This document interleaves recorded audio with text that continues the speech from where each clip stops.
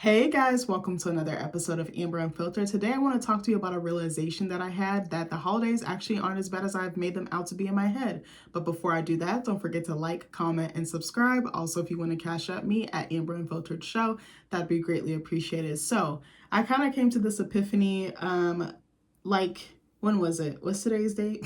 Girl, I gotta remember. The 11th. So last week, I think it was on the 4th. Was it the 4th? No, bitch, it was the 3rd. The 3rd or the 4th, I can't remember. But anyway, so my husband's extended family, well, my husband's family, I should say, has this tradition where we get together like the first week of the new year. Because we all don't really get a chance to see each other for Christmas. So typically what will happen is we alternate between houses. If we have Thanksgiving with my in-laws, there's extended family there, like cousins, aunts, uncles, grandparents, things like that, or great grandparents. So we did Thanksgiving with them this past year. And they also do like an extended gathering in the new year, like I said.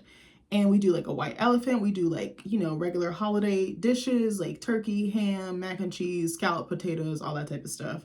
And then, some people will volunteer and bring appetizers, drinks, dessert, whatever.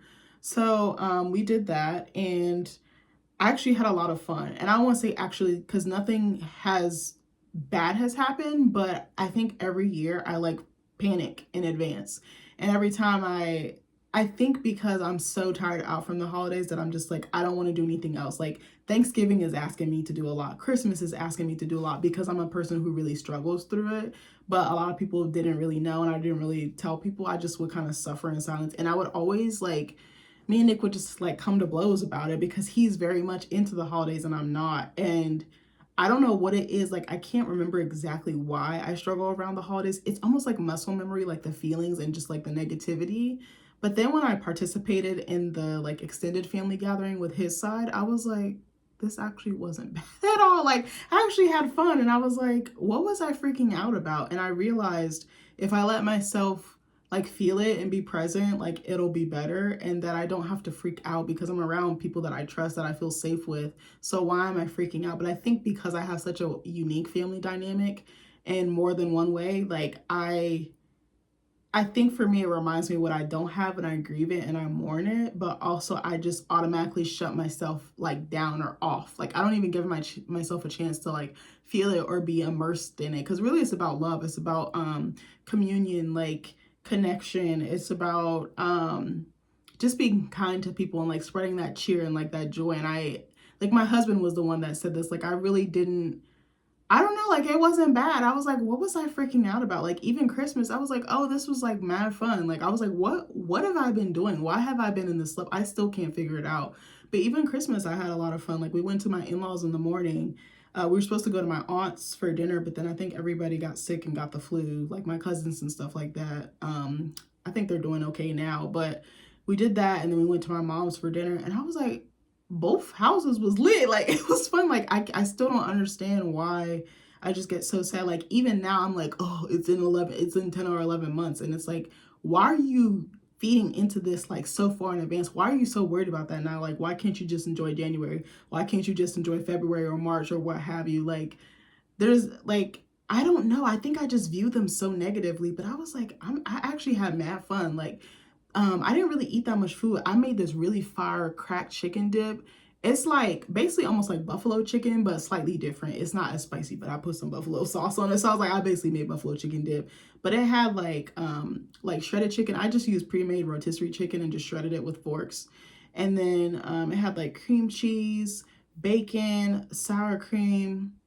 There was a couple of other things in it. And then you just mix it all together really well and obviously season it with whatever you want to season it with. I'm just basic. I just salt and pepper and whatever other seasoning was in the recipe.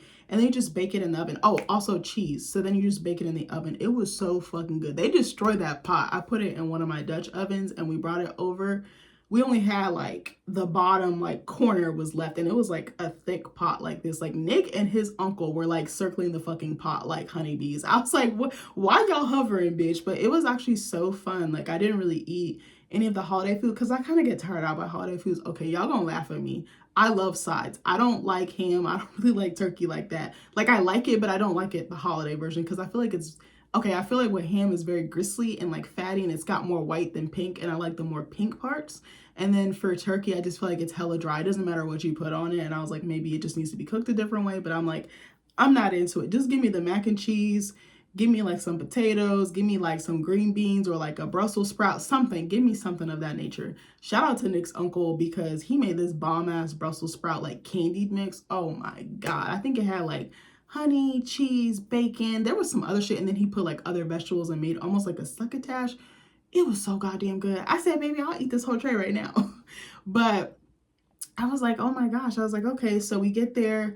We were like an hour late, bitch. It was a disaster. Okay, let me tell y'all some tea. So the night before the party, we had went and got the stuff. What happened? Oh no, I tried to make queso and the queso turned out watery as hell because the recipe called for milk. And I was like, oh man. And it said that it was going to thin it out. And I was like, oh, so the queso wasn't quesoing. So I was like, baby, I'm going to try again. And I had always wanted to make cracked chicken dip. At one of my old jobs, someone's mother-in-law had made it. And I remember she told me about it, but I had heard about it before. And I was like, I want to make this one day. So then I was like, oh shit. So the next day, like 2 or 3 hours before the party, bad rookie move right there. We go and try to get the ingredients. It's fucking packed. We go to Harris Teeter. I'm like, are they giving away turkeys in this bitch? Is it a turkey drive? Bitch, while we go in there, there's one goddamn rotisserie chicken. Harris Teeter usually has everything on deck. I was like, you gotta be fucking shitting me. We go to Giant. We're looking around. They only have like so many chickens there. I was like, all right, fine. They had like an organic one and then just a regular one, but the quantities were not like even. So I just did the organic one. But I was like, damn, this kind of fucked my stomach up later. But I was like, okay. So we get that. And then it started fucking snowing, bitch. Like it was clear as day, like when we left the house. And then we get to Giant, which is like literally across the street. I was like, you gotta be fucking shitting me. So we get all the stuff. I'm making it and it's like 3:30. We have to be at the party at 6. You know, when you make a new recipe, it takes you like an hour and a half, 2 hours, 3 hours because it's new. You don't know what you're doing. You're taking your time so that you get the recipe right because you don't want to rush and then butcher it, you know, like, and it's a huge gathering. It's like 20, 25 people at this gathering. So you got to come correct because you know if your shit's trash, like you're going to know instantly. It's going to spread like wildfire throughout the family. So we get the stuff, we get home, I'm mixing, I'm doing all the things. We're tasting it and it was just not gelling. Like it was pretty good, but it was, first of all, it was hard to mix. Cream cheese in any capacity is hard to mix no matter how long you fucking sit it out. It took me like probably 45 minutes to almost an hour just to shred all that chicken. I had like 4 or 5 rotisserie chickens, bro. And I was shredding it by myself because Nick was finishing up work.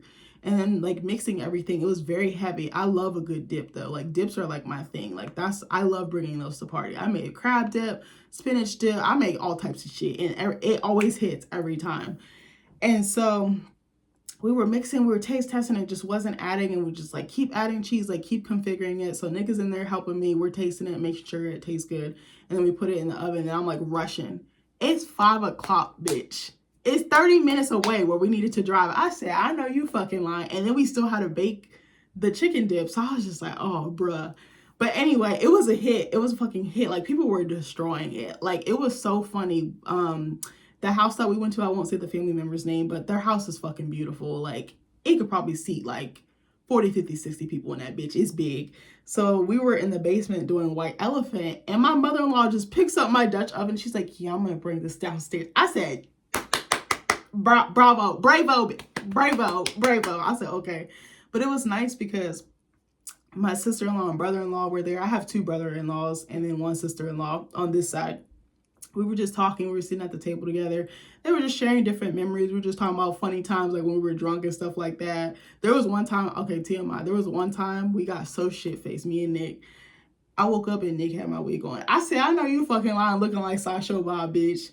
But it was so fun. Like, I feel like I let my guard down more instead of just being so tough. Because even when I was getting to the party, I was like, oh, I'm panicking. I don't really want to go in. I'm not really ready to be around people. And then it was fun. I was like, I know these people. Like, I've been around for like 6 or 7 years. So I was like, you kind of like, I don't know them, but I was like, I know them enough to like hug them, check on them and ask them certain questions and know certain things. And it was just so sweet to see, but also the way that they treat the kids in the family, like the babies, like the 5, the 4, the, you know, those ages. And one of my sister-in-law, my brother-in-law just had another baby. He's so fucking cute. And just seeing how loved these kids are, I was like, I can't wait for my kids to like be surrounded by this, like just that light, that love. Like the kids are so well taken care of. Everyone is, but like just that special care that they give to the kids just like really touched my heart. So we're like in the basement chilling. We do the white elephant and it was just a fucking blast. Me and Nick actually made out really good.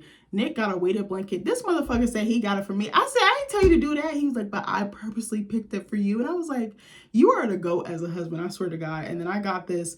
It was so tight. It was this vodka cognac. It was like cognac infused with vodka, and it was in this gorgeous like bottle. Like, I don't know what the name of the bottle was. I was gonna bring it on camera, but I don't want to be doing all that extra shit. And then I got a lottery ticket. And what was the other thing? A beach pillow. It was like an inflatable beach pillow. It was pretty, like a pretty cobalt blue color. I was like, what the fuck? I was like, baby, I got an afro. Like, unless I cut off my hair, I was like, maybe I'll just give this to my sister-in-law because she's got like corn silk hair. I was like, okay, Rapunzel, like, here you go. But I realized like it was so fun. Like, I was being funny, like I was being my loud, outgoing self, and I'm just making people laugh, just trying to like make people smile and stuff. And it was really fun. I had some good conversations, and it was just nice being around everybody and just seeing the different phases that people are in. Like, some people have been married for a super long time, like 40 years. Some of us are relatively new, like maybe 10 years, but like have a kid that I just remember was being down here. Now the kid's up to here. I'm like, oh my gosh, like it was just so sweet to see. And I was like, damn, I really have been with this family for a little minute. Like, I've never been so immersed in someone's extended family like this. So it was just like different for me. But I was like, I don't have to view it so negatively. And I was like, I need to do better with my family as well. But I actually had a really good time this past year for the holidays. And I was like, I need to lean more into this. Whatever this is, like the staying in the negative mindset and getting yourself pre-worked up and pre-anxious and pre-panicked. I was like, that's not really doing anything. And I was like, who said you can't enjoy the holidays? Just because you didn't in the past doesn't mean you can't now. And I think that's the point I was trying to make. But I don't know. I just was like, oh, maybe I'm stepping into my soft girl era. I was like, I love that for me. Yay, friend. Yay, friend. But I don't know. I just wanted to share that thought with you guys because I think my mindset is shifting quite a bit. But anyway, I love you guys and I hope you like this video. Bye.